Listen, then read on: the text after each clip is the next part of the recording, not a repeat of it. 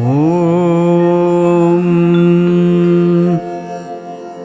भाष्यं यद्यपि पूर्णमेव बहुभिः व्याख्यात पूर्वं बुधैः तस्मिंस्तेऽपि तथापि मोहमगमन्न यद्वादितो मत्यतः अध्यासैकनिरूपणेन निखिलम् भाष्यार्थमातन्वति स्वात्मानन्दविधायिनी च सुगमा व्याख्यानकेशां मुदे व्याख्यानकेशां मुदे।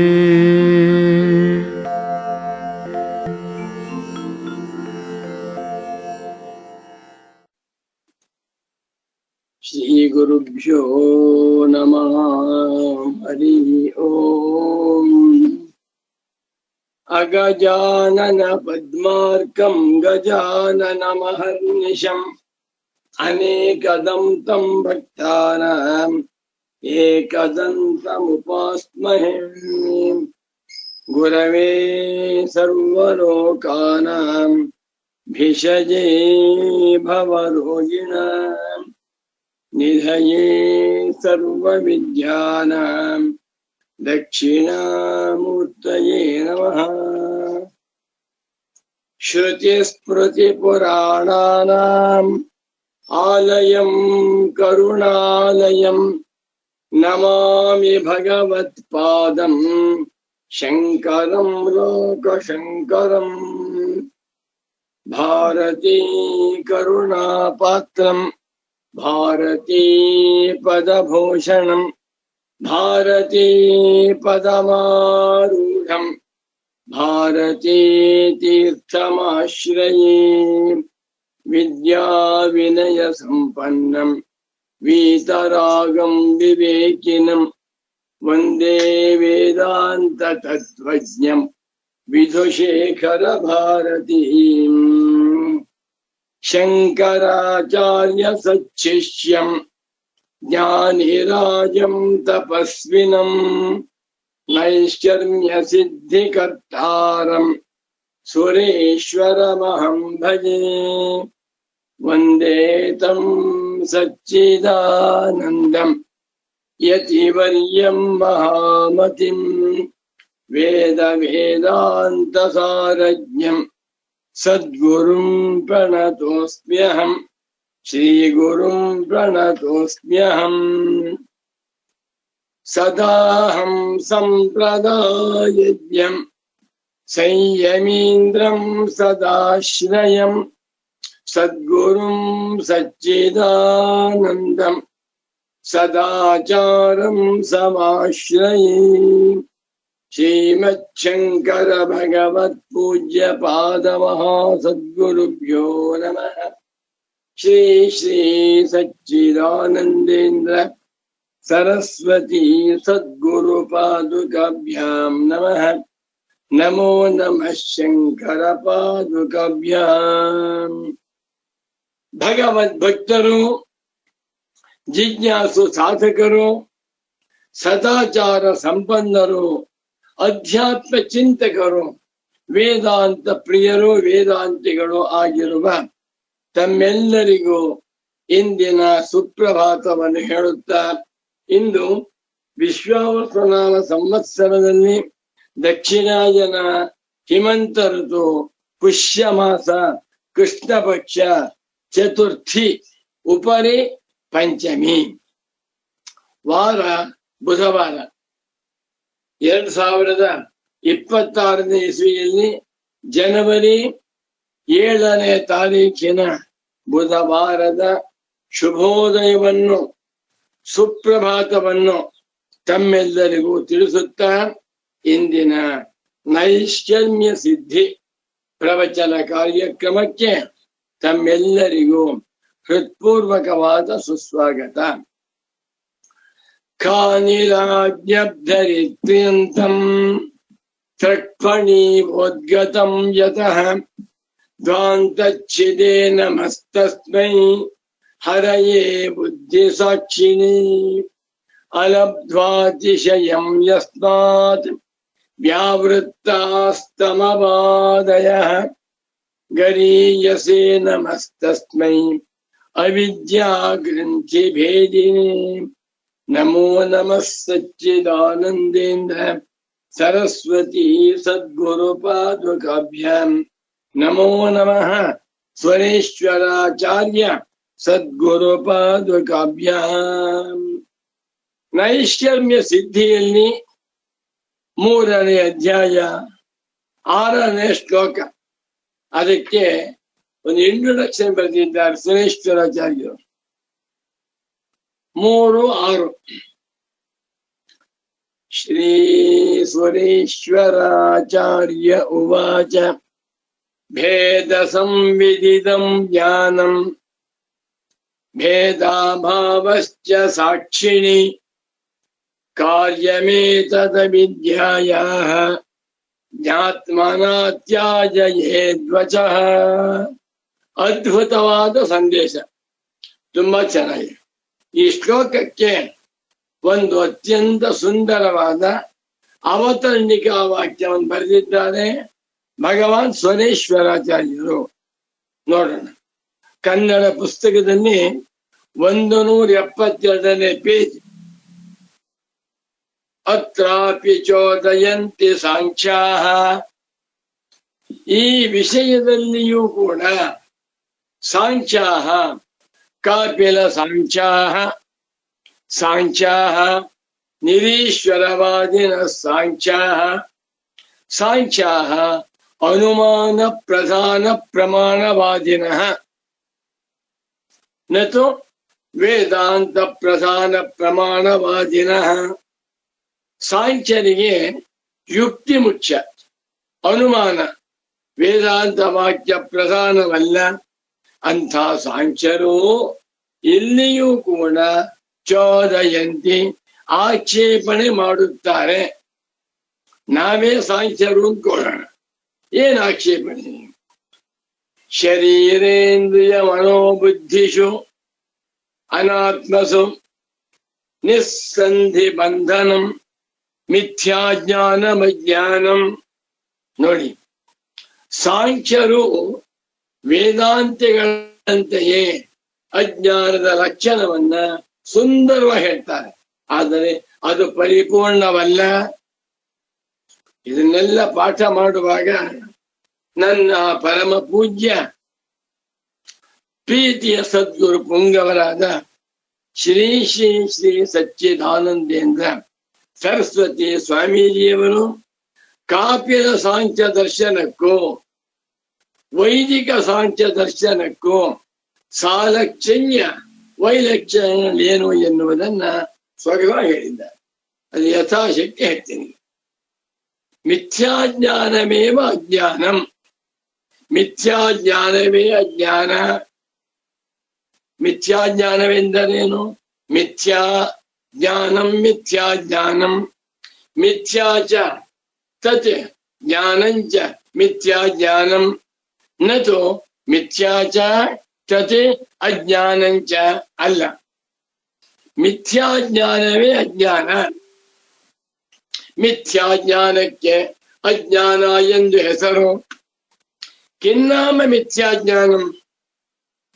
ಮಿಥ್ಯಾ ಜ್ಞಾನವೆಂದರೇನು? ತಪ್ಪು ತಿಳುವಳಿಕೆ ಎಂದ್ರೇನು? ವೇದಾಂತ ಶಾಸ್ತ್ರದಲ್ಲಿ ಮಿಥ್ಯಾಜ್ಞಾನ, ಅವಿದ್ಯಾ, ಅಜ್ಞಾನ ಎಲ್ಲವೂ ಕೂಡ ಅತ್ಯಂತ ಮುಖ್ಯವಾದ ಪದಗಳು. ಸಾಂಖ್ಯರು ಮತ್ತು ವೇದಾಂತಿಗಳು ಇಬ್ಬರೂ ಕೂಡ ಅಜ್ಞಾನದ ಸ್ವರೂಪವನ್ನ ಹೇಳುವುದರಲ್ಲಿ ಸಮಾನರಾಗಿದ್ದಾರೆ. ಕಿನ್ನಾಮ ಮಿಥ್ಯಾಜ್ಞಾನಂ ಶರೀರ ಇಂದ್ರಿಯ ಮನೋ ಬುದ್ಧಿಷು. ಶರೀರಂಚ ಇಂದ್ರಿಯಾಣಿ ಚ ಮನಶ್ಚ ಬುದ್ಧಿಶ್ಚ ಶರೀರೇಂದ್ರಿಯ ಮನೋಬುದ್ಧಯಃ. ತಾಸು ಶರೀರೇಂದ್ರಿಯ ಮನೋಬುದ್ಧಿಷು ಶರೀರೆ ಇಂದ್ರಿಯೇಶು ಮನಸಿ ಬುದ್ಧೌ ಚ ನಿಸ್ಸಂಧಿ ಬಂಧನಂ. ನಿಸ್ಸಂಧಿ ಗಟ್ಟಿಯಾಗಿರುವಂತ ಬಂಧನ ಸಂಬಂಧ ಏನಂತ? ಅನಾತ್ಮಸೋ ಆತ್ಮ ಇತಿ ಮಿಥ್ಯಾ ಜ್ಞಾನಂ. ಎಷ್ಟು ಚೆನ್ನಾಗಿದೆ ನೋಡಿ. ಶರೀರವು ಅನಾತ್ಮ, ಇಂದ್ರಿಯಗಳು ಅನಾತ್ಮ, ಮನಸ್ಸು ಅನಾತ್ಮ, ಬುದ್ಧಿಯು ಅನಾತ್ಮ, ನಾನಲ್ಲದ ಪದಾರ್ಥಗಳು. ಇವುಗಳಲ್ಲಿ ನಿಸ್ಸಂಧಿ ಬಂಧನಂ, ಗಟ್ಟಿಯಾಗಿ ಇರುವಂತ ಬಂಧನ ನಾನು ಎನ್ನುವ ಅಭಿಮಾನ. ಅದಕ್ಕೆ ಹೆಸರು ಮಿಥ್ಯಾಜ್ಞಾನಂ. ಅಧ್ಯಾಸೋ ನಾಮ ಅತಸ್ಮಿನ್ ತದ್ಬುದ್ಧಿ ಇತ್ಯವೋಚಾಮ. ಶಂಕರರ ಅಧ್ಯಾಸ ಭಾಷ್ಯ. ಅಧ್ಯಾಸ ಮಿಥ್ಯಾಜ್ಞಾನ, ಅಜ್ಞಾನ, ಅವಿದ್ಯಾ, ಭ್ರಾಂತಿ ಜ್ಞಾನ, ಮಿಥ್ಯಾ ಪ್ರತ್ಯಯ ಎಲ್ಲವೂ ಕೂಡ ಪರ್ಯಾಯ ಪದಗಳು. ಮಿಥ್ಯಾಜ್ಞಾನವೆಂದರೇನು? ತಾನಲ್ಲದ, ತನಗಿಂತ ಭಿನ್ನವಾಗಿರುವ ಅನಾತ್ಮವಾದ ವಸ್ತುಗಳಲ್ಲಿ ನಾನು ಎನ್ನುವಂತ ನಿಸ್ಸಂಧಿ ಬಂದ ಗಟ್ಟಿಯಾಗಿರುವಂತಹ ತಿಳುವಳಿಕೆ. ನಮಗೆ ಎಷ್ಟು ಗಟ್ಟಿಯಾಗಿದೆ? ನಾನೇ ಶರೀರ ಅನ್ಕೊಂಡಿದ್ದೇನೆ. ಇದು ತಪ್ಪು ತಿಳುವಳಿಕೆ. ಎಷ್ಟೇ ಮಹಾ ಮೇಧಾವಿಯಾಗಿದ್ದರೋ, ಎಷ್ಟೇ ಪ್ರಚಂಡ ಬುದ್ಧಿವಂತನಾಗಿದ್ದರೋ ನಾನು ಶರೀರ ಅಂತ ಹೇಳುವುದಿಲ್ಲ. ನನ್ಗೆ 58 ವರ್ಷ ವಯಸ್ಸಿರುವಾಗ ನಾನು 69 kg ತೂಕ ಇದ್ದೇನೆ, ನಾನು ಅಂತ ಹೇಳ್ತಾನೆ. ಯಾವುದನ್ನ?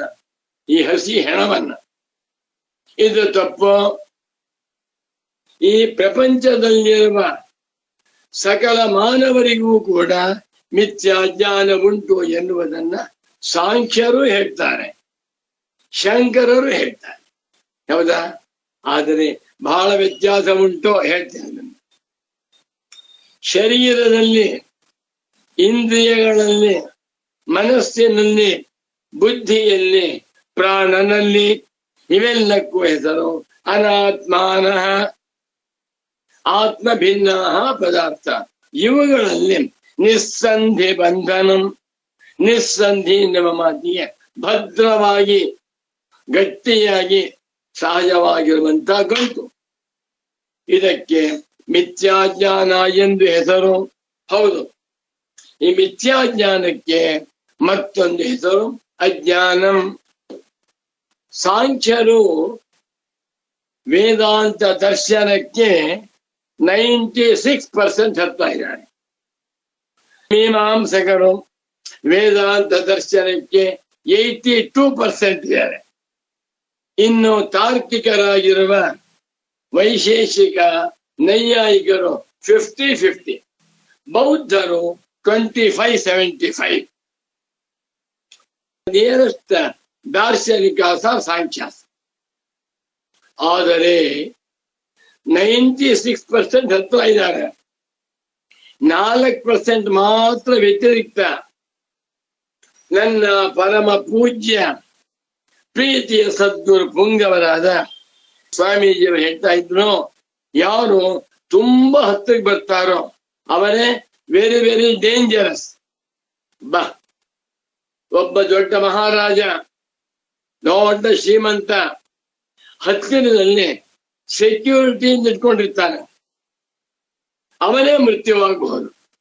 ಅದೇ ರೀತಿಯಲ್ಲಿ ಸಾಂಖ್ಯ ದರ್ಶನ ವೇದಾಂತ ದರ್ಶನಕ್ಕೆ 96% ಹತ್ತಿರ ಇದ್ದಾರೆ. ಆದರೆ ಸಾಂಖ್ಯರೇ ವೇದಾಂತಿಗಳಿಗೆ ಮೊಟ್ಟ ಮೊದಲನೆಯ ದ್ರೋಹಿಗಳು. ರಾಮಚಂದ್ರ 96% ಅತ್ಯಂತ ವಿರುದ್ಧವಾಗಿರ್ತಾರೆ. ಬಹಳ ಜನಕ್ಕೆ ಅರ್ಥವಾಗಲ್ಲ ಇದು. ಇದನ್ನ ಸಚ್ಚಿದಾನಂದೇಂದ್ರ ಸರಸ್ವತಿ ಸ್ವಾಮಿಗಳನ್ನು ತಿಳ್ಕೊಳ್ಬೇಕು. ನಾವು ಶಾಂಕರ ಭಾಷ್ಯದಿಂದ ಅರ್ಥ ಮಾಡ್ಕೋಬೇಕು. ಮುಂದಕ್ಕೆ ಹೋಗ್ತೇನೆ. ಸಾಂಖ್ಯರು ಹೇಳ್ತಾ ಇದ್ದಾರೆ, ಶರೀರೇಂದ್ರಿಯ ಮನೋಬುದ್ಧಿ ಪ್ರಾಣಗಳಲ್ಲಿ, ಅನಾತ್ಮ ವಸ್ತುಗಳಲ್ಲಿ ನಾನು ಎನ್ನುವಂತಹ ತಿಳುವಳಿಕೆಯೇ ಮಿಥ್ಯಾಜ್ಞಾನ. ಏಕೆಂದರೆ ಇವೆಲ್ಲವೂ ಕೂಡ ಪ್ರಕೃತಿಯ ಕಾರ್ಯ. ಶರೀರಂ ಪ್ರಕೃತಿ ಕಾರ್ಯಂ, ಇಂದ್ರಿಯಾಣಿ ಪ್ರಧಾನ ಕಾರ್ಯಾಣಿ, ಮನಃ ಅವ್ಯಾಕೃತ ಕಾರ್ಯಂ, ಬುದ್ಧಿಶ್ಚ ಅವ್ಯಕ್ತ ಕಾರ್ಯಂ. ಎಲ್ಲವನ್ನೇ ಪ್ರಧಾನ, ಪ್ರಕೃತಿ, ಅವ್ಯಕ್ತ, ಅವ್ಯಾಕೃತ, ಬೀಜ, ಮೂಲ ಕಾರಣ, ಸಿನಾನಿಮ್ಸ್. ಇದು ಪ್ರಕೃತಿ ಎನ್ನಿಸ್ಕೊಳ್ಳುತ್ತೆ. ಪ್ರಕೃತಿಯನ್ನು ಹುಟ್ಟಿರುವಂತಹ ಶರೀರ. ಪ್ರಕೃತಿಯನ್ನ ನಾನೆಂದು ತಿಳಿಯುವುದು ಸಮ್ಯಜ್ಞಾನವೇ ಮಿಥ್ಯಾಜ್ಞಾನವೇ? ಮಿಥ್ಯಾಜ್ಞಾನ. ಅಂದ ಮೇಲೆ ಶರೀರೇಂದ್ರಿಯ ಮನೋಬುದ್ಧಿಷು ಅನಾತ್ಮಸು ಅಹಮಿತಿ ನಿಸ್ಸಂಧಿ ಬಂಧನಂ ಮಿಥ್ಯಾಜ್ಞಾನಂ. ಕರೆಕ್ಟ್. ಇದಕ್ಕೆ ಹೆಸರು ಅಜ್ಞಾನ. ಸ್ವರೇಶ್ವರಾಚಾರ್ಯರೇ, ನಾವು ನೀವು ಒಂದೇ. ಹೌದಪ್ಪ, ಏಕೆಂದರೆ ನೀವು ಅಜ್ಞಾನ ಅಂತೀರ, ನಾವು ಅಜ್ಞಾನ ಅಂತೇವೆ. ನೀವು ಮಿಥ್ಯಾಜ್ಞಾನ ಅಂತೀರ, ನಾವು ಮಿಥ್ಯಾಜ್ಞಾನ ಅಂತೇವೆ. ಮುಂದೆ ನೋಡಿ, ತನ್ನಿಬಂಧನೋ ಹಿ ಆತ್ಮನಃ ಅನೇಕಾರ್ಥ ಸಂಬಂಧ. ಅಬ್ಬಾ, ತನ್ನಿಬಂಧನಃ ತದ್ದೇತು ತದ್ದೇತುಕಃ ತತ್ಕಾರಣಂ. ಈ ಮಿಥ್ಯಾಜ್ಞಾನವನ್ನ ಹೇತುವನ್ನಾಗಿ ಉಳ್ಳದ್ದಾಗಿದೆ. ತತ್ ಮಿಥ್ಯಾಜ್ಞಾನಂ ನಿಬಂಧನಂ ಯಸ್ಯ ಸಹ ಅನರ್ಥ ಸಂಬಂಧ ತನ್ನಿಬಂಧನ. ಮನುಷ್ಯನ ಜೀವನದಲ್ಲಿ ಅನರ್ಥ ಪರಂಪರೆ. ಬೆಳಿಗ್ಗೆ 4:30 ಎಚ್ಚರವಾಗ್ಬಿಟ್ರೆ ಅಲ್ಲಿಂದ ಪ್ರಾರಂಭ. ರಾತ್ರಿ 11:30 ಮಲಿಕೊಳ್ಳುವವರೆಗೂ ಕೂಡ ಅನರ್ಥ ಪರಂಪರೆ. ಅನರ್ಥ, ದುಃಖ, ತಾಪತ್ರಯ, ಚಿಂತ ಎಲ್ಲ ಸಿನಾನಿಮ್ಸ್. ಈ ಪ್ರಪಂಚದಲ್ಲಿ ದುಃಖವಿಲ್ಲದ ಮನುಷ್ಯ ಯಾವನಾದ್ರೂ ಒಬ್ಬ ಇದ್ದಾನೆ, ಅವನೇ ಬ್ರಹ್ಮಜ್ಞಾನಿ. ಉಳಿದ ಎಲ್ಲರೂ ಕೂಡ ಅನರ್ಥದಿಂದ ಕೂಡಿದ್ದಾರೆ. ಇದಕ್ಕೇನ್ ಕಾರಣ? ಅನರ್ಥಕ್ಕೆ ಕಾರಣವೇನು? ಅಜ್ಞಾನ. ಅಜ್ಞಾನವೆಂದರೇನು? ಮಿಥ್ಯಾಜ್ಞಾನ. ಮಿಥ್ಯಾಜ್ಞಾನವೆಂದರೇನು? ತಪ್ಪು ತಿಳುವಳಿಕೆ. ತಪ್ಪು ತಿಳುವಳಿಕೆ ಎಂದೇನು? ತಾನಲ್ಲದ ಅನಾತ್ಮವಾಗಿರುವ, ಜಡವಾಗಿರುವ, ಪ್ರಕೃತಿಯ ಕಾರ್ಯವಾಗಿರುವ ಶರೀರವನ್ನ ನಾನು ಎಂದುಕೊಳ್ಳುವುದೇ ಎಲ್ಲ ಅನರ್ಥಗಳಿಗೂ ಕಾರಣ. ಅಸ್ಯಾನರ್ಥ ಹೇತು ಅಪ್ರಹಾರಾಯ ಅಂದ್ಬಿಟ್ಟು ಶಂಕರಾಚಾರ್ಯರು ಅಸಾಧ್ಯರು. ಶಂಕರರ ಒಂದು ಯಾರೂ ಇಲ್ಲ. ಅವರ ಮಿಂಚಿದಂತ ಶಿಷ್ಯರು ಶ್ರೇಷ್ಠ. ತನ್ನಿಬಂಧನೋ ಹಿ ಆತ್ಮನಃ ಅನೇಕಾನರ್ಥ ಸಂಬಂಧ. ಆತ್ಮನಃ, ಆತ್ಮನಿಗೆ, ಅನೇಕ ಅನರ್ಥ ಸಂಬಂಧ. ನನಗೆ ಮಕ್ಕಳಿಲ್ಲ, ಮಕ್ಕಳು ವಿದ್ಯಾವಂತರಾಗಲಿಲ್ಲ, ನನ್ಗೆ ಆರೋಗ್ಯವಿಲ್ಲ, ನನ್ನನ್ನು ಯಾರು ಮಾತಾಡ್ಸೋಳಿಲ್ಲ, ನನ್ನ ಹತ್ರ ದುಡ್ಡಿಲ್ಲ, ತರಕಾರಿ ಬೆಲೆ ಜಾಸ್ತಿ ಆಗ್ತಾ ಇದೆ, ನನ್ಗೆ ಇಂಥ ರೋಗಗಳಿವೆ. ಪಟ್ಟಿ ಆಗ್ತಾ ಹೋದ್ರೆ ಮಹಾಭಾರತವೇ ಆಗುತ್ತೆ. ಪ್ರತಿಯೊಬ್ಬ ಮನುಷ್ಯನ ಜೀವನದಲ್ಲಿ ಕೋಟಿ ಕೋಟಿ ಕೋಟಿ ಅನರ್ಥ ಪರಂಪರೆ ಇವೆ. ಇದಕ್ಕೆಲ್ಲ ಮೂಲ ಕಾರಣ ಮಿಥ್ಯಾಜ್ಞಾನ. ನಾನು ಪ್ರಯತ್ನ ಮಾಡಿ ಇವತ್ತೇ ಈ ಶರೀರ ನಾನಲ್ಲ ಅಂತ ತಿಳ್ಕೊಂಡ್ಬಿಡಿ. ಅಷ್ಟೇ ಮಾಡ್ಕೊಂಡ್ಬಿಟ್ರೆ ಅನರ್ಥಗಳಿಲ್ಲ.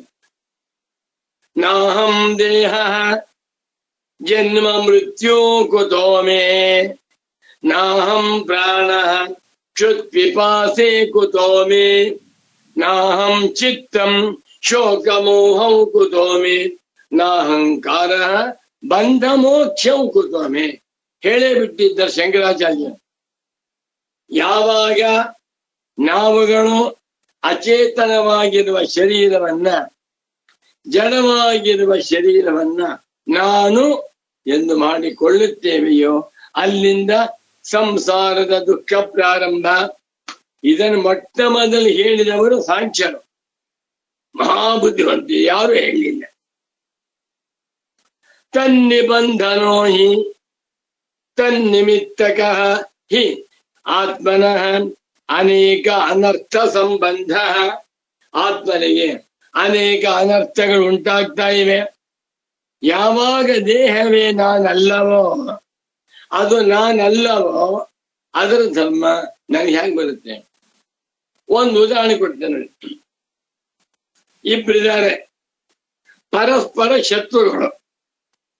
ಒಬ್ಬನ ನೋಡಿದ್ರೆ ಇನ್ನೊಬ್ಬನಿಗೆ ಆಗ್ತಾ ಇಲ್ಲ, ಹೆಸರು ಕೋಪ ಬರುತ್ತೆ.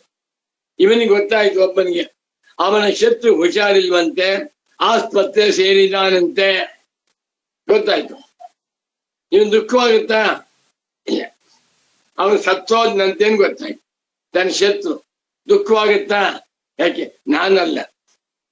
ಅದೇ ನನಗೆ ಸಂಬಂಧಪಟ್ಟಿರುವ ಅಪ್ಪ ಅಮ್ಮ, ಗಂಡ ಹೆಂಡತಿ, ಮಕ್ಕಳು, ಅತ್ತೆ ಸೊಸೆ ಇತ್ಯಾದಿ ಅವರೇನೋ ತೊಂದರೆ ನನಗೂ. ಯಾಕೆ? ಅಭಿಮಾನ.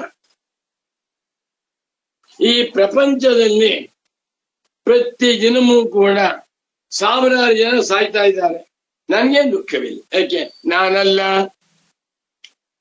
ನನ್ನ ಶರೀರ ಸಂಬಂಧದಿಂದ ಇವನು ನಾನು ಅಂತಾದರೆ ದುಃಖ ಪ್ರಾರಂಭ.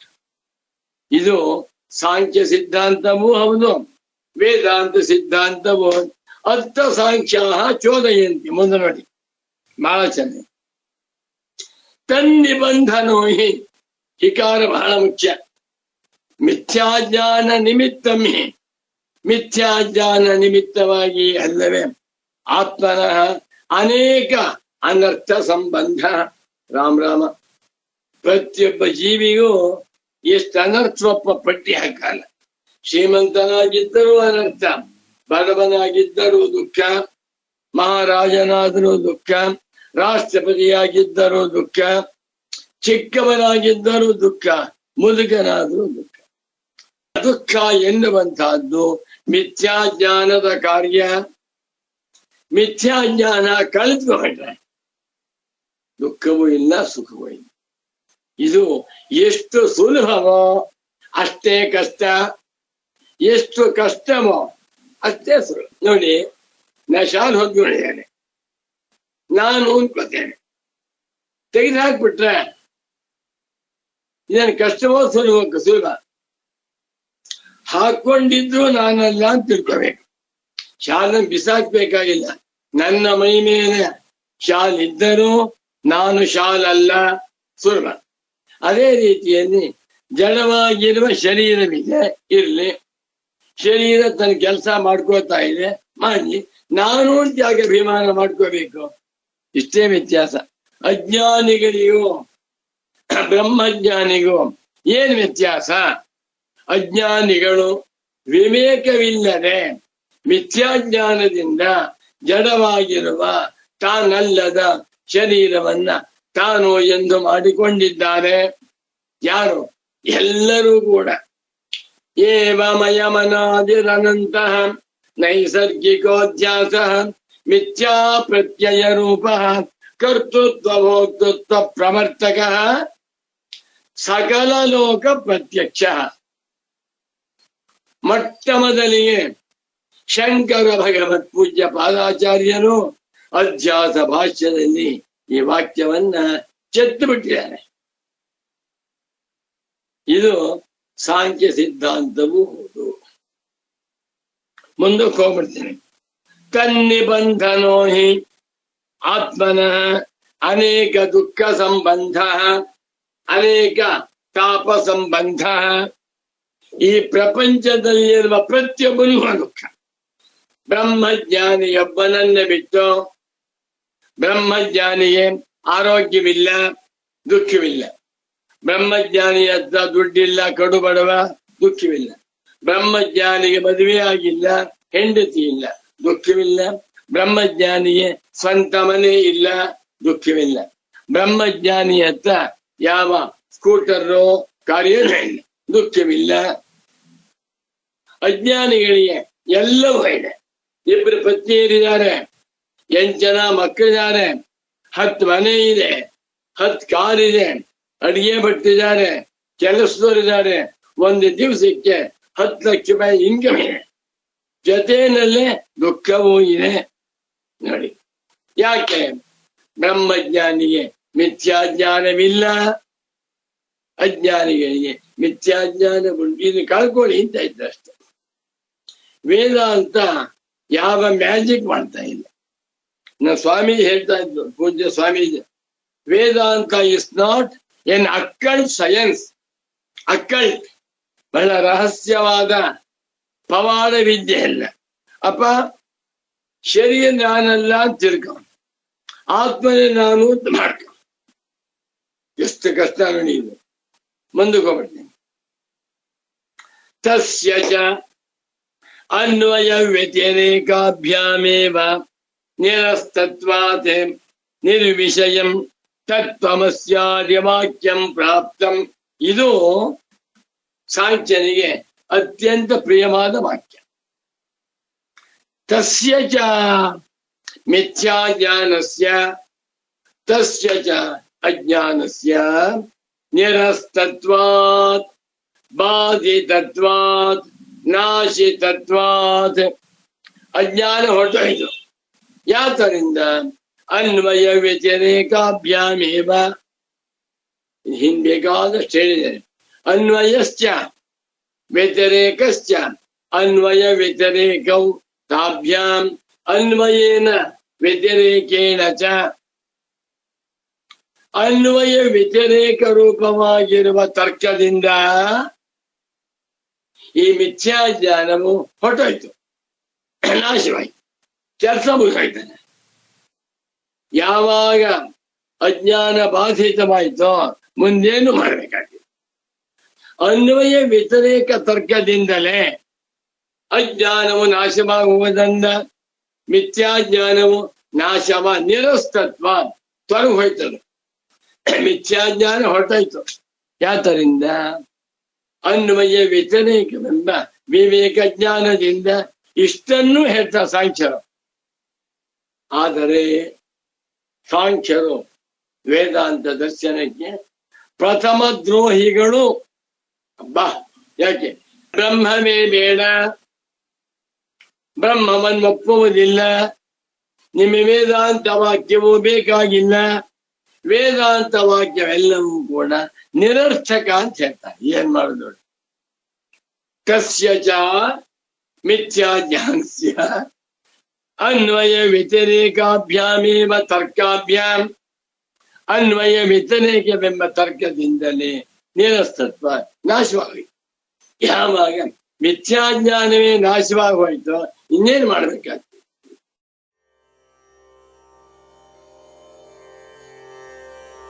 ಮುಕ್ತಿ ಪಥದ ಕುರುಹ ಪೇಳ್ವೆ. ಓಂ ಆತ್ಮಾಮಾಯಿದಮೇಕ ಏವ ಆಗ್ರ ಆಸೀತ್ ನಾನ್ಯತ್ ಕಿಂಚನ ಮಿಷತ್ ಸ ಈಕ್ಷತ ಲೋಕಾನ್ ಸೃಜಾ ಇತಿ ಎನ್ನುತ್ತದೆ ಐತರೇಯೋಪನಿಷತ್ತು. ವೇದಾಂತ ಪ್ರವೇಶಕ್ಕೆ 3 ಪ್ರಧಾನ ಮೆಟ್ಟಿಲುಗಳು: ಶ್ರುತಿ, ಯುಕ್ತಿ, ಅನುಭವ. ಶ್ರುತಿ ಉಪನಿಷತ್ತುಗಳು, ಯುಕ್ತಿ ಆತ್ಮನ ಅನ್ವಯ ಅನಾತ್ಮ ವ್ಯತಿರೇಕ, ಮತ್ತು ಅನುಭವ ಸಾರ್ವತ್ರಿಕ ಪರಿಪೂರ್ಣಾನುಭವ. ವೇದಾಂತವನ್ನು ಭಗವಾನ್ ಶಂಕರರು ಅಂತ್ಯಂ ಪ್ರಮಾಣಂ ಎಂದಿದ್ದಾರೆ. ಆತ್ಮನು ಪ್ರತ್ಯಕ್ಷಾದಿ ಲೌಕಿಕ ಪ್ರಮಾಣಗಳಿಗೆ ಗೋಚರನಲ್ಲದಿದ್ದರೂ ಎಲ್ಲರ ಅನುಭವದಲ್ಲಿಯೂ ತಾನುವಿನ ಇರವು ಗೋಚರ. ಇದೇ ಅದ್ವಿತೀಯ. ಈಗೋ ಮುಕ್ತಿ ಪಥದ ಕುರುಹ ಪೇಳ್ವೆ ಕೇಳಿರಯ್ಯ.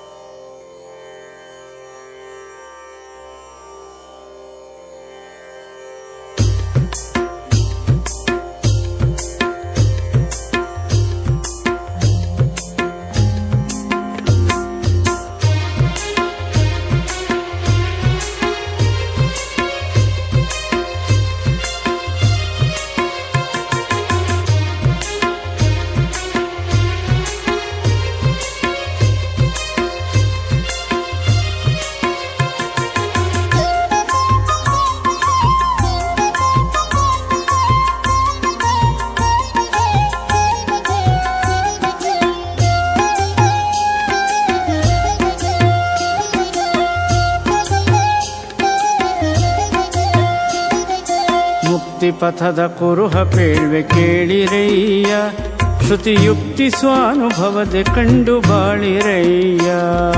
ಮುಕ್ತಿಪಥದ ಕುರುಹ ಪೇಳ್ವೆ ಕೇಳಿರಯ್ಯ, ಶ್ರುತಿಯುಕ್ತಿ ಸ್ವಾನುಭವದೆ ಕಂಡು ಬಾಳಿರಯ್ಯ. ಮುಕ್ತಿಪಥದ ಕುರುಹ ಪೇಳ್ವೆ ಕೇಳಿರಯ್ಯ.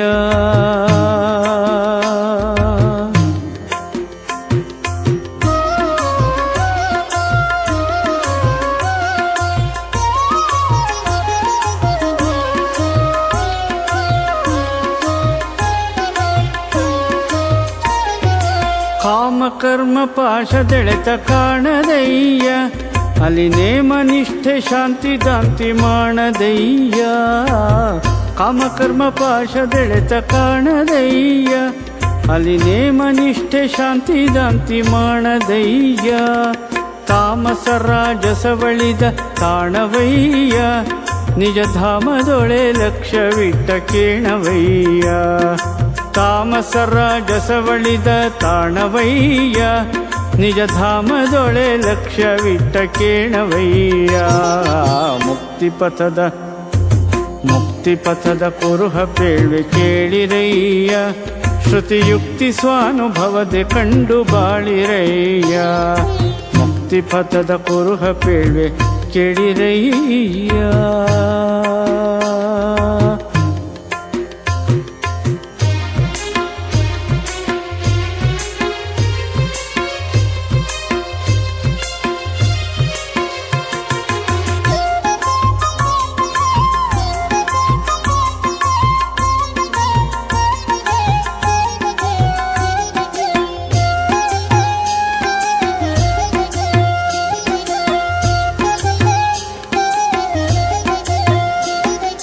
ನಾನು ನನ್ನದೆಂಬುದೇನು ಇಲ್ಲವಯ್ಯ, ಅಲಿಹೀನ ಉಚ್ಚವೆಂಬುದೇನು ಸಲ್ಲದಯ್ಯ.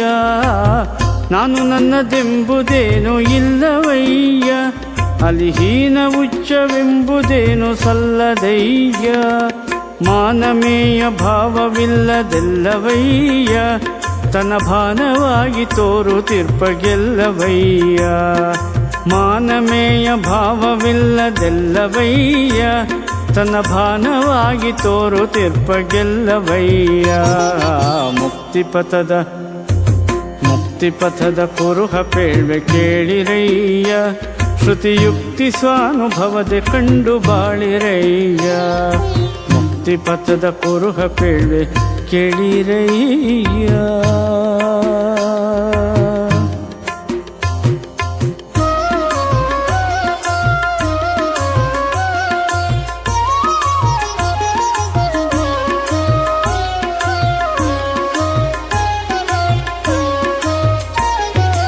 ಮರವೆ ಹೊದ್ದದಿರುವ ಸೈಪಿ ನಿರವದಯ್ಯ, ಅಲ್ಲಿ ಗುರುವು ಶಿಷ್ಯನೆಂಬ ಭೇದ ಸರಿಯುವುದಯ್ಯ. ಮರವೆ ಹೊದ್ದದಿರುವ ಸೈಪಿ ನಿರವದಯ್ಯ, ಅಲ್ಲಿ ಗುರುವು ಶಿಷ್ಯನೆಂಬ ಭೇದ ಸರಿಯುವುದಯ್ಯ. ಅರಿವು ಮರವೆಗಳಿಲ್ಲದರಿವ ತೆರನದಯ್ಯ, ಗುರುಶಂಕರನ ನಂಬಿ ಸೊಗದೊಳಾಳ್ವದಯ್ಯ. ಅರಿವು ಮರೆವೆಗಳಿಲ್ಲದರಿವ ತೆರನದಯ್ಯ, ಗುರುಶಂಕರನ ನಂಬಿ ಸೊಗದೊಳಾಳ್ವದಯ್ಯ. ಮುಕ್ತಿಪಥದ ಕುರುಹ ಪೇಳ್ವೆ ಕೇಳಿರಯ್ಯ, ಶ್ರುತಿಯುಕ್ತಿ ಸ್ವಾನುಭವದೆ ಕಂಡು ಬಾಳಿರಯ್ಯ. ಮುಕ್ತಿಪಥದ ಕುರುಹ ಪೇಳ್ವೆ ಕೇಳಿರಯ್ಯ.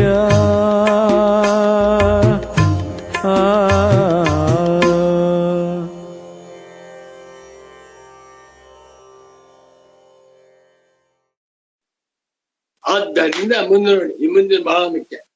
ತತ್ವಮಸ್ಯಾದಿ ವಾಕ್ಯಂ ನಿರ್ವಿಷಯಂ ಪ್ರಾಪ್ತಂ. ತತ್ವಮಸಿ ಅಹಂ ಬ್ರಹ್ಮಾಸ್ಮಿ, ಆತ್ಮೈವೇದಂ ವಿಶ್ವಂ ಬ್ರಹ್ಮೈವೇದಂ ಸರ್ವಂ, ಈಶಾವಾಸ್ಯಮಿದಂ ಸರ್ವಂ ವಾಸುದೇವ ಸರ್ವಂ ಇತ್ಯಾದಿ ವೇದಾಂತ ವಾಕ್ಯಗಳೆಲ್ಲವೂ ಕೂಡ ವ್ಯರ್ಥ.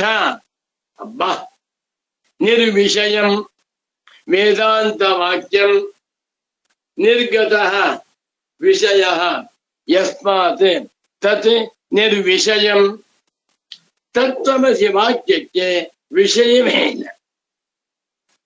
ಯಾವುದೇ ಒಂದು ವಾಕ್ಯ ಅಂತಿದ್ದರೆ ಆ ವಾಕ್ಯಕ್ಕೆ ವಿಷಯ ಇರಬೇಕು. ತತ್ವಮಸಿ ವಾಕ್ಯದಿಂದ ಏನಾಗ್ಬೇಕು? ಮಿಥ್ಯಾಜ್ಞಾನ ಹೋಗ್ಬೇಕು. ಹೊರಟೋಗಿದೆ. ಯಾತರಿಂದ? ಅನ್ವಯ ವ್ಯತಿರೇಕ ತರ್ಕದಿಂದ. ತತ್ವಮಸಿ ವಾಕ್ಯದಿಂದ ಏನು ಪ್ರಯೋಜನವಾಗಬೇಕಾಗಿತ್ತೋ ಆ ಪ್ರಯೋಜನವು ಅನ್ವಯ ವ್ಯತಿರೇಕ ತರ್ಕದಿಂದಲೇ ಉಂಟಾಗಿರೋಣದರಿಂದ ತತ್ವಮಸಿ ಮುಂತಾಗಿರುವ ವೇದಾಂತ ವಾಕ್ಯಗಳೆಲ್ಲವೂ ಕೂಡ ನಿಷ್ಪ್ರಯೋಜನ. ಬ್ರಹ್ಮಜ್ಞಾನಿಯು ಸಿದ್ಧ ಪುರುಷನಾಗಿ ಯೋಗ ಪುರುಷನಾಗಿದ್ದರೆ ಅವನ ದರ್ಶನ ಮಾತ್ರದಿಂದ ಎಲ್ಲಾ ರೋಗಗಳು ಪರಿಹಾರ ಅಂತ ಆಗಿಬಿಟ್ರೆ ನರ್ಸಿಂಗ್ ಹೋಮ್ ಯಾಕೆ? ಹಾಸ್ಪಿಟಲ್ಸ್ ಯಾಕೆ? ಯಾರು MBBS ಓದಕ್ಕೆ ಹೋಗ್ತಾರೆ? ಯಾರು ಹಾಗಾಗಬೇಕು. ಪೂರ್ವ ಪಕ್ಷ ಹೇಳ್ತಾ ಇದ್ದಾನೆ, ನಿಮ್ಮ ವೇದಾಂತ ಬೇಕಾದಷ್ಟಿದೆ.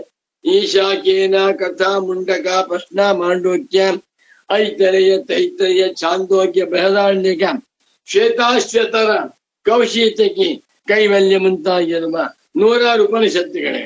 ಯಾವುದು ಬೇಡ.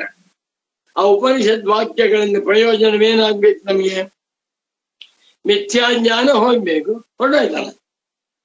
ಮಿಥ್ಯಾಜ್ಞಾನವೇ ಹೋದ ಮೇಲೆ ವೇದಾಂತ ವಾಕ್ಯಕ್ಕೆ ವಿಷಯವೇ ಇಲ್ಲ. ಪೂರ್ವ ಪಕ್ಷ ಇದು. ತಸ್ಯ ಚ ಮಿಥ್ಯಾಜ್ಞಾನಸ್ಯ, ಆ ಮಿಥ್ಯಾಜ್ಞಾನವು ಅನ್ವಯ ವ್ಯತಿರೇಕಾಭ್ಯಾಮೇವ, ಅನ್ವಯ ವ್ಯತಿರೇಕ ತರ್ಕದಿಂದಲೇ ನಿರಸ್ತತ್ವಾತ್ ನಾಶಿತತ್ವಾತ್ ನಷ್ಟತ್ವಾತ್ ಕೆಲಸ ಮುಗಿದು. ಆದ್ರಿಂದ ತತ್ವಮಸ್ಯಾದಿ ವಾಕ್ಯಂ ನಿರ್ವಿಷಯಂ, ತತ್ವಮಸಿ ಮುಂತಾದ ವಾಕ್ಯಕ್ಕೆ ವಿಷಯವೇ ಇಲ್ಲ. ಯಾವ ವಿಷಯವೇ ಇಲ್ಲ. ಯಾಕೆ ಭಾಷ್ಯ ಬರೀತಾ ಇದ್ದೀರಾ? ಯಾರೊಬ್ಬರು ವೇದಾಂತ ಓದ್ಬೇಕಾದ್ದಿಲ್ಲ. ವೇದಾಂತದಿಂದೇನೂ ಪ್ರಯೋಜನವಿಲ್ಲ. ವೇದಾಂತ ಚಿಂತನೆಯಿಂದ, ವೇದಾಂತಾರ್ಥ ವಿಚಾರದಿಂದ ಏನ್ ಪ್ರಯೋಜನವಾಗಬೇಕಾಗಿತ್ತೋ ಅದು ಯಾವುದು? ಮಿಥ್ಯಾಜ್ಞಾನ ನಿವೃತ್ತಿ ಆಗೋಯ್ತಲ್ಲ. ಯಾತನಿಂದ? ಅನ್ವಯ ವ್ಯತಿರೇಕ ತರ್ಕದಿಂದ. ಅಬ್ಬಬ್ಬಬ್ಬ, ಅನ್ವಯ ವ್ಯತಿರೇಕ ತರ್ಕದಿಂದಲೇ ಮಿಥ್ಯಾಜ್ಞಾನವು ನಿವೃತ್ತವಾಗಿರುವುದರಿಂದ ನಿಮ್ಮ ತತ್ವಮಸ್ಯಾದಿ ವಾಕ್ಯಕ್ಕೆ ಪ್ರಯೋಜನವೇ ಇಲ್ಲ. ನಿರ್ವಿಷಯಂ, ವಿಷಯವೇ ಇಲ್ಲ. ಎಷ್ಟೇ ತಸ್ಯ ಚ ಮಿಥ್ಯಾಜ್ಞಾನಸ್ಯ ಅನ್ವಯ ವ್ಯತಿರೇಕಾಭ್ಯಾಮೇವ ನಿರಸ್ತತ್ವಾತ್ ತತ್ವಮಸ್ಯಾದಿ ವಾಕ್ಯಂ ನಿರ್ವಿಷಯಂ ಅತಯೇವ ಅಪ್ರಮಾಣಂ ಅತಯೇವ ನಿರರ್ಥಕಂ ಪ್ರಾಪ್ತಂ. ಶಂಕರಾಚಾರ್ಯರೇ, ಸ್ವರೇಶ್ವರಾಚಾರ್ಯರೇ, ನಮ್ಮ ಮಾತನ್ನು ಕೇಳಿ. ನೀವು ಹೇಳುವಂತ ವೇದಾಂತ ವಾಕ್ಯಗಳಿಗೆ ಕೆಲಸವೇ ಇಲ್ಲ, ಬೇಡ. ಕಂಬಾಣೆ ಏನರ್ಥ ಇದು? ನಿಮ್ಮ ವೇದಾಂತ ವಾಕ್ಯಗಳಿಂದ ಏನ್ ಪ್ರಯೋಜನವಾಗಬೇಕು? ಅಸ್ಯಾನರ್ಥ ಹೇತೋಹ ಪ್ರಾಣಾಯ ಆಗೋಯ್ತಲ್ಲ. ಅನರ್ಥಕ್ಕೆ ಹೇತುವಾಗಿದ್ದ ಮಿಥ್ಯಾಜ್ಞಾನವು ಅನ್ವಯ ವ್ಯತಿರೇಕ ರೂಪವಾದ ತರ್ಕದಿಂದಲೇ ಮಹಾಬುದ್ಧಿವಂತ ಸಾಂಖ್ಯ ತಾರ್ಕಿಕ, ಅವನು ಆನುಮಾನಿಕ. ಅದರಿಂದಲೇ ಮಿಥ್ಯಾಜ್ಞಾನವು ತೊಲಗಿರುವುದರಿಂದ ತತ್ವಮಸ್ಯಾದಿ ವಾಕ್ಯಂ ನಿರ್ವಿಷಯಂ ಜಾತಂ ಬೇಕಾಗಿಲ್ಲ ಅಂತ. ಪ್ರಾಪ್ತಂ ಅಂದ್ರೆ ಇಂಥ ದೋಷ ಬಂದ್ಬಿಡ್ತು. ಅದು ಒಪ್ಕೊಂಡ್ಬಿಟ್ರೆ ವೇದಾಂತ ವಾಕ್ಯವೆಲ್ಲವೂ ನಿರರ್ಥಕ ಅಂತ ಹೋಯ್ತು. ಶ್ರೀರಾಮಚಂದ್ರ ಸಾಧ್ಯ ಇಲ್ಲ. ವೇದಾಂತ ವಾಕ್ಯಗಳಿಂದಲೇ ಬ್ರಹ್ಮಜ್ಞಾನ, ವೇದಾಂತ ವಾಕ್ಯಗಳಿಂದಲೇ ನಮಗೆ ಅಹಂ ಬ್ರಹ್ಮಾಸ್ಮಿ, ವೇದಾಂತ ವಾಕ್ಯಗಳಿಂದಲೇ ಅಜ್ಞಾನ ನಿವೃತ್ತಿಯಾಗಿ ವೇದಾಂತ ವಾಕ್ಯಗಳೇ ಬೇಡ ಅಂದ್ಬಿಟ್ಟ. ತಸ್ಮಾತ್ ಪೂರ್ವ ಪಕ್ಷ. ಆದ್ದರಿಂದ ವಾಕ್ಯಸ್ಯ ಚ ಏಷಃ ಮಹಿಮಾ ಯಃ ಅಯಂ ಆತ್ಮಾನಾತ್ಮನೋರ್ವಿಭಾಗಃ ಇತಿ ಸಾಂಖ್ಯಸ್ಯ ಪೂರ್ವ ಪಕ್ಷಃ. ತಸ್ಮಾತ್, ಆದ್ದರಿಂದ ನಿಮ್ಮ ವಾಕ್ಯದಿಂದ ಏನೂ ಪ್ರಯೋಜನವಿಲ್ಲ. ಈಗ ವಾಕ್ಯಕ್ಕೇನಪ್ಪ ಪ್ರಯೋಜನ? ಆತ್ಮಾನಾತ್ಮ ವಿವೇಕ. ವಾಕ್ಯಕ್ಕೆ ಇದು ಮಹಿಮೆ. ತತ್ವಮಸಿ ಮುಂತಾಗಿರುವಂತಹ ವಾಕ್ಯಕ್ಕೆ ಇದು ಪ್ರಯೋಜನ. ಏನು? ಆತ್ಮಾನಾತ್ಮನೋರ್ ವಿಭಾಗ. ದೇಹವು ನಾನಲ್ಲ, ದೇಹವು ಅನಾತ್ಮ. ಇಂದ್ರಿಯಗಳು ನಾನಲ್ಲ, ಇಂದ್ರಿಯಗಳು ಅನಾತ್ಮ. ಪತಿ ಪತ್ನಿ ಪುತ್ರ ಗ್ರಹಾದಿಗಳು ನಾನಲ್ಲ, ಅವೆಲ್ಲವೂ ಅನಾತ್ಮ. ನಾನು ಆತ್ಮ. ಇಷ್ಟೇ ತಾನೆ? ಆತ್ಮಾನಾತ್ಮನೋರ್ ವಿಭಾಗ ಯಹ ಅಯಮೇವ ವಾಕ್ಯಸ್ಯ ಮಹಿಮಾ. ನಿಮ್ಮ ವೇದಾಂತ ವಾಕ್ಯಕ್ಕೆ ಏನು ಮಹಿಮೆ? What is the glory, greatness, uniqueness of the sentences like tattvamasi etcetera etcetera. ತತ್ವಮಸಿ ಮುಂತಾದ ವಾಕ್ಯಗಳಿಗೆ ಏನಪ್ಪ ಮಹಿಮೆ ಅಂದ್ರೆ ಆತ್ಮಾನಾತ್ಮನೋರ್ ವಿಭಾಗ. ಇದು ಆತ್ಮ, ಇದು ಅನಾತ್ಮ ಎನ್ನು ವಿಭಾಗ. ಅದಾಗ ಹೋಯ್ತಾರೆ. ಈ ವಿಭಾಗವು ನಮಗೆ ಉಂಟಾದರೆ ಮಿಥ್ಯಾಜ್ಞಾನ ಗೊತ್ತಾಗಿದೆ. ಆತ್ಮಾನಾತ್ಮನೋರ್ ವಿಭಾಗವೇ ಸಮ್ಯಜ್ಞಾನ. ದೇಹ ನಾನಲ್ಲ, ಇಂದ್ರಿಯ ಮನೋಬುದ್ಧಿಗಳು ನಾನಲ್ಲ ಅಂತ ತಿಳ್ಕೊಂಡ್ಬಿಟ್ರೆ ಅದೇ ಸಮ್ಯಜ್ಞಾನ.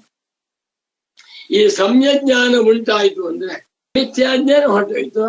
ಇಷ್ಟೇ ತಾನೇ ನಿಮ್ಮ ವೇದಾಂತ.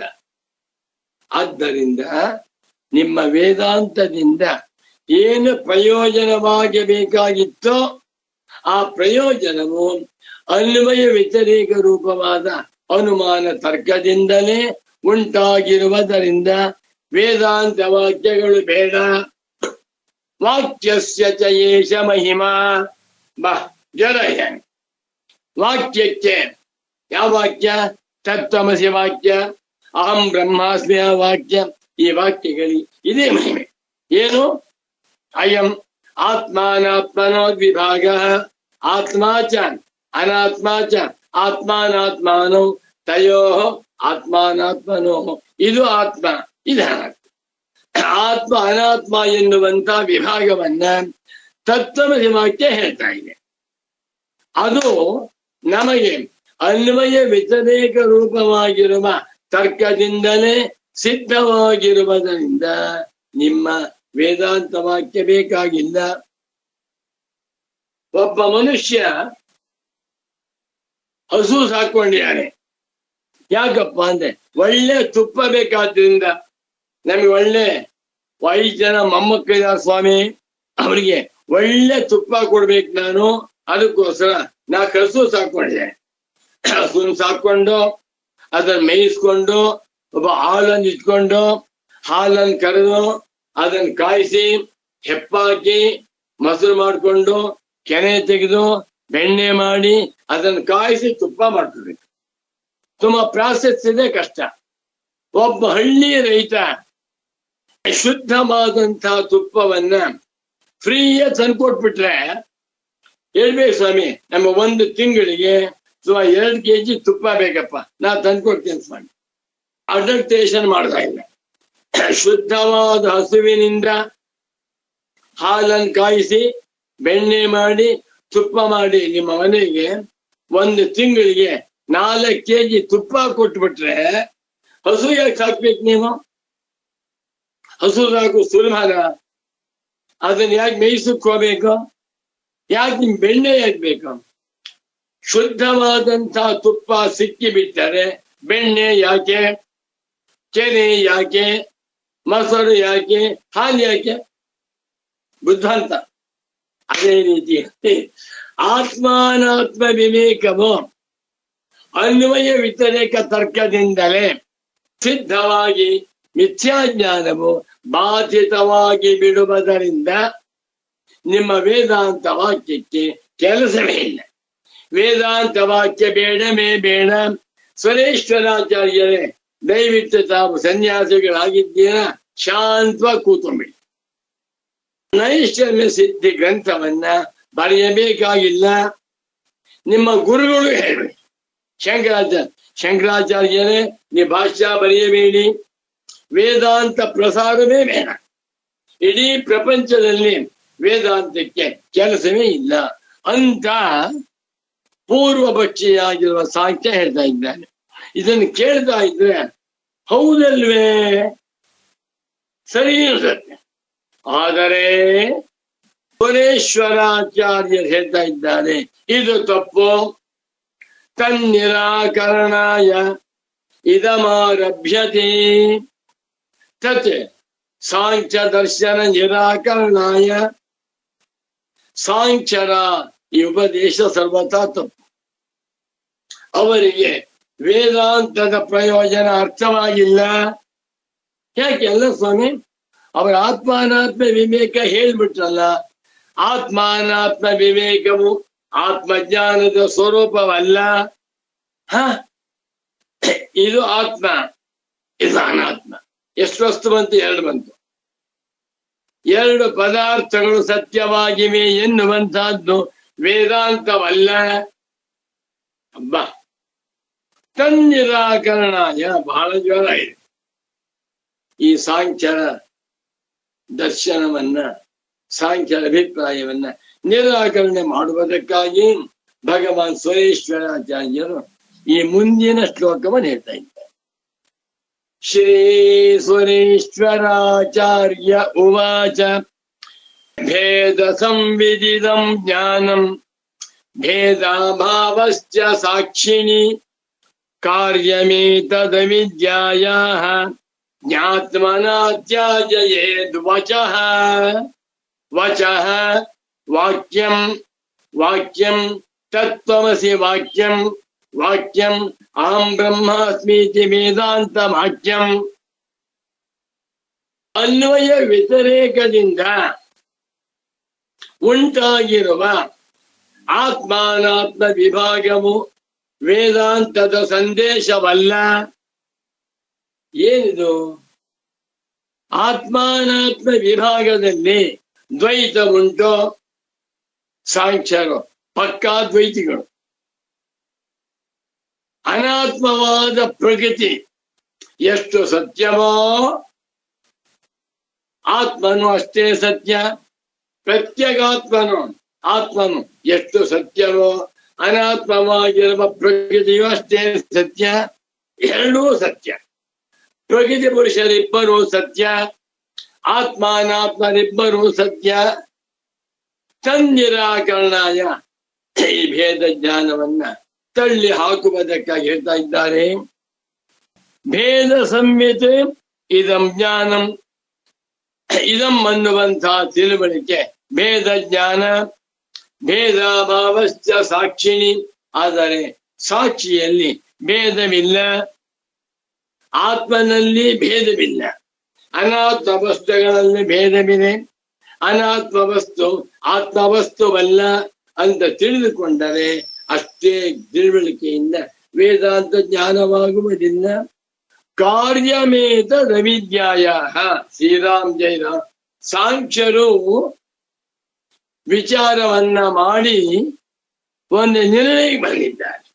ಆತ್ಮಾನಾತ್ಮ ವಿವೇಕದಿಂದ ಮೋಕ್ಷ ಅಂತ. ಇದು ಅವಿದ್ಯಾ.